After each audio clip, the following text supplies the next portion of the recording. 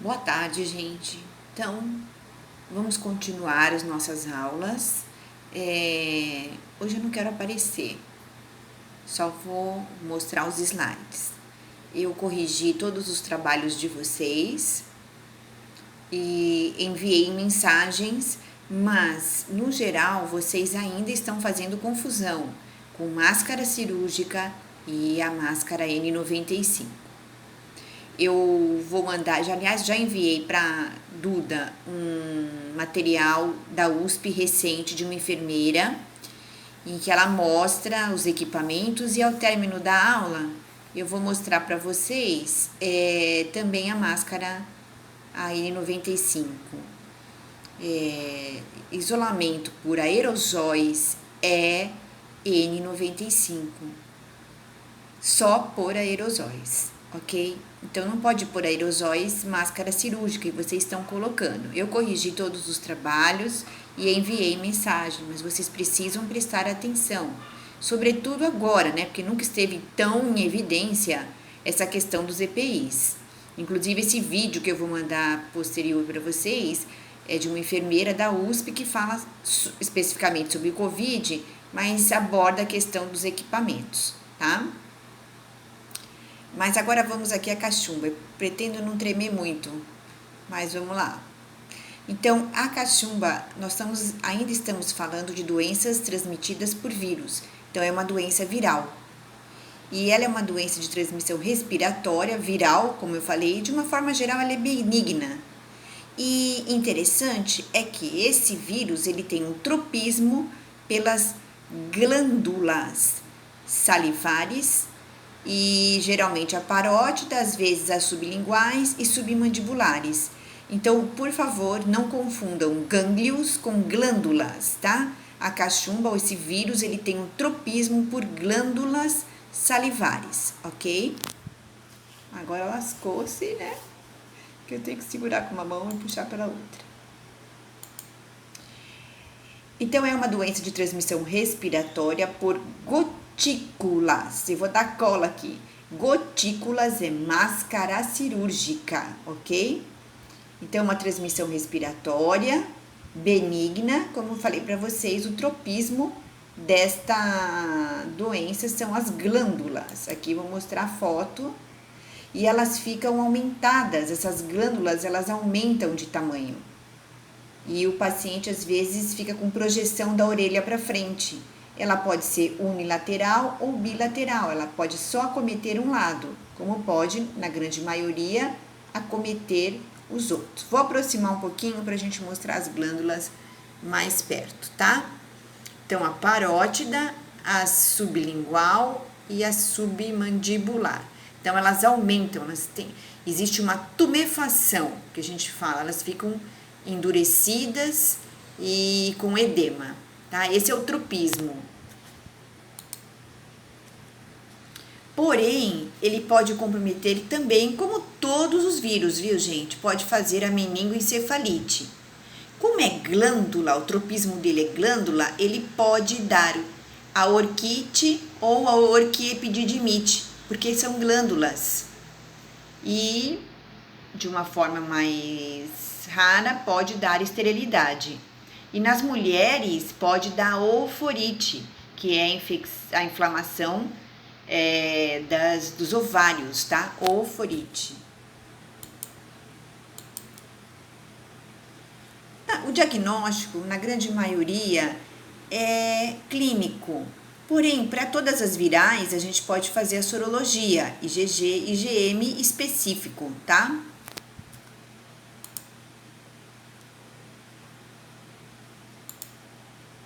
O quadro clínico, então, podem surgir no período de 12 a 25 dias após o contato. Então, existe, como eu falei para vocês, um aumento das glândulas, e aqui logo com deslocamento da orelha. E podem, como todas também, ser inaparentes. O quadro viral, eu não sei se vocês estão comparando aí com o coronavírus. É lógico que algumas cursam com gravidade. Mas as virais, normalmente é isso, é febre, mal-estar, e depois elas vão, que é o pródromo, né? Depois elas vão se caracterizando, né? Por exemplo, a cachumba aumento, as de quadro respiratório, esses quadros respiratórios, aí elas vão de acordo com a sua característica, mas o início é muito semelhante.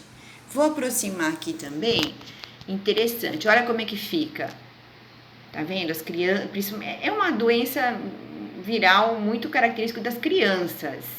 Recentemente houve aí um surto em adultos, depois vocês vão ver na atividade aí que eu peço para ver o número de casos, né? Dê uma olhada na idade no ano. E a complicação mais comum é a orquiepididimite ou oforite. Porém, em se tratando de glândulas, a gente também fica um pouco preocupada com o pâncreas e os estudos relatam alguns eventos, não é comum, de pancreatite, porque tudo que for glândula é o alvo do vírus, né? Tem um tropismo por glândulas. E aí, embora seja benigna, na literatura fala, é importante que se tenha um controle desse paciente. O quadro clínico, então, pode, como eu falei para vocês, ocorrer a orquite, que é a inflamação do testículo de 20 a 30%. Ou oforite, como havia falado também em mulheres, inflamação dos ovários. E a meningite, todas as doenças virais, gente, podem levar à encefalite.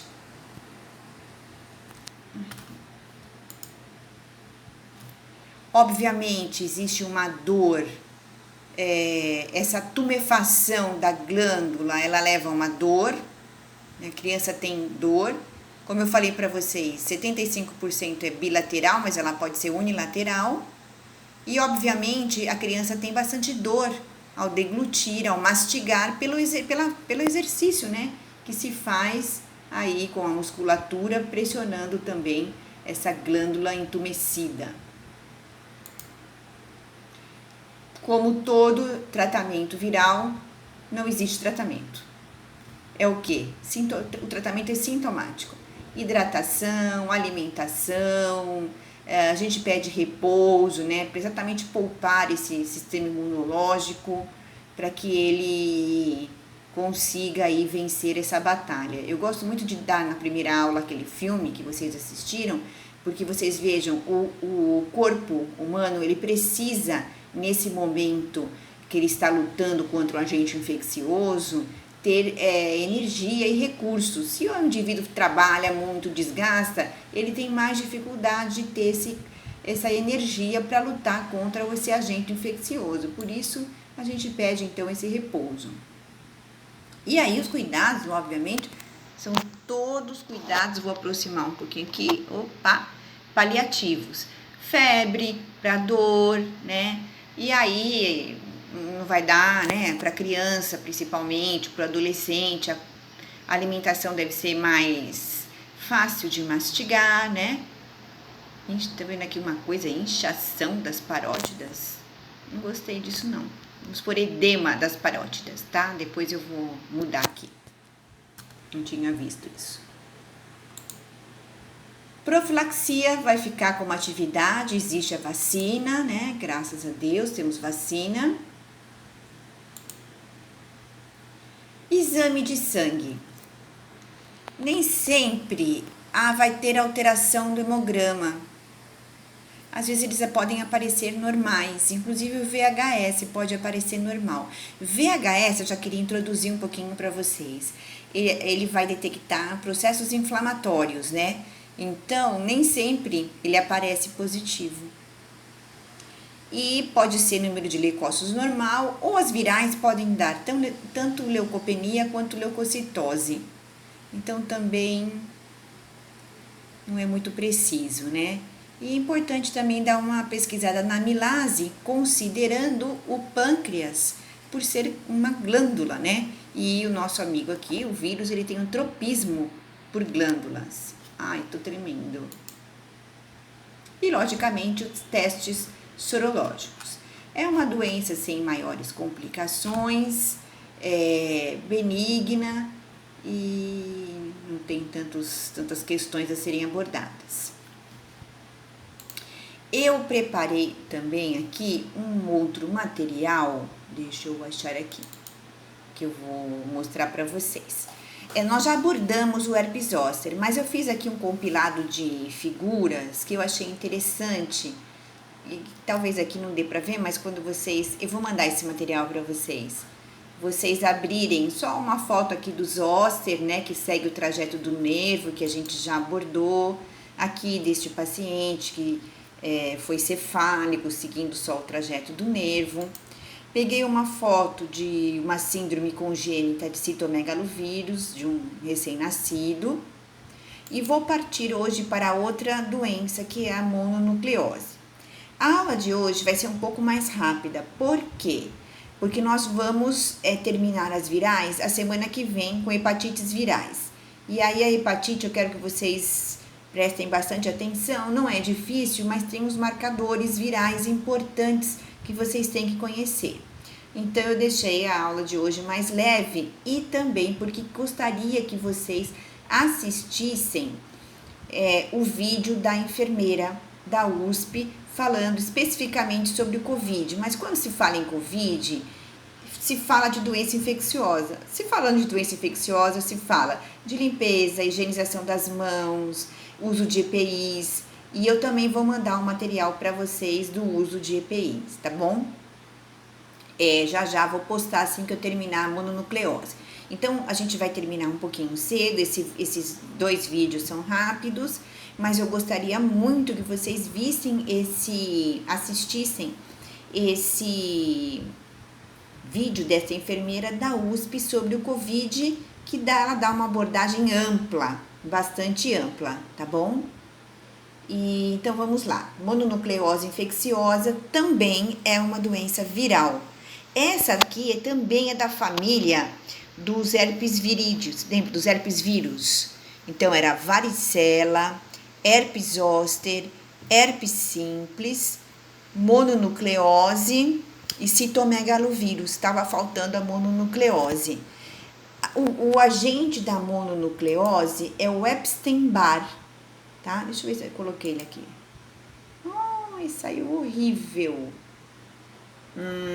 Ficou muito pequena. Então vamos aqui, eu vou falando. É o Epstein-Barr. O que ele provoca? Essa foto tá bem legal, vai aparecer bem grande para vocês. Não se preocupe, porque tudo que eu tô falando aqui e filmando, eu vou enviar para vocês. Ela forma essas placas na cavidade oral. A mononucleose também é chamada doença do beijo, porque ela passa pela saliva. E 90% da população já teve contato com ela. Mas ela é muito característica dos adolescentes por conta da questão do beijo, tá? Então aqui, vou até aproximar aqui, ó, conhecida como doença do beijo, tá? A idade é entre 15 a 25 anos e ela é da mesma família do herpes vírus. Deixa eu tirar aqui consertar aqui, que ficou aqui, pronto. As manifestações, elas também são benignas e tem bom prognóstico. As complicações mais comuns é o rastro cutâneo, a linfodenomegalia, porque ocorre aumento de gânglios, ela tem uma linfocitose no hemograma atípica. Deixa eu voltar aqui na lesão, porque eu vou ficar falando e vocês vão ver que vai ficar ruim essas letras pequenas, achei que ia ficar melhor. Então, a gente vai ficar aqui paradinho e eu vou falando, tá? Então, ela pode ter algumas complicações hepáticas, linfadenopatias, mas não é muito comum. Ela é uma doença que se foca muito mais aqui na cavidade, como vocês estão vendo aí, na cavidade oral, com essas placas. Parece uma amidalite, mas não é. Tem uma linfadenopatia, a pessoa tem febre, adinamia, mas não tem maiores complicações. É uma doença benigna. Tá aqui, ó, adquire-se o vírus aí, ó, na nasofaringe. O período de incubação é bem grande e o beijo e os fômites também transmitem, tá? Deixa eu ver aqui um negócio mais que dê para ler um pouco melhor. O pródromo é o mesmo, a gente discutiu sobre esse pródromo. Não é para tratar com antibiótico terapia. O tratamento ele é feito sintomático, tá?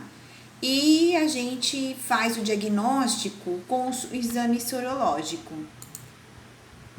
Tá aqui, sorologia, alguns exames complementares. A gente sempre nas infecciosas, obviamente, a gente pede um hemograma, um VHS, às vezes um PCR.